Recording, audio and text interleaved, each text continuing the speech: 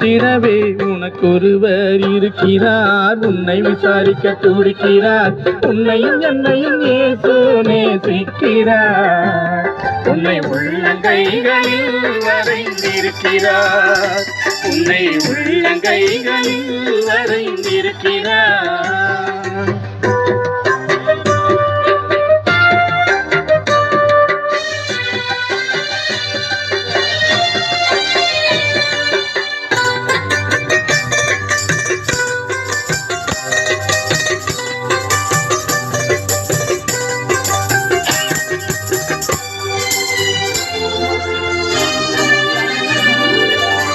வியாதியஸ்தன் என்று உன்னை ஒதுக்கி வைப்பார்கள், வேண்டாத வார்த்தைகளை சொல்லி புண்படுத்துவார்கள்.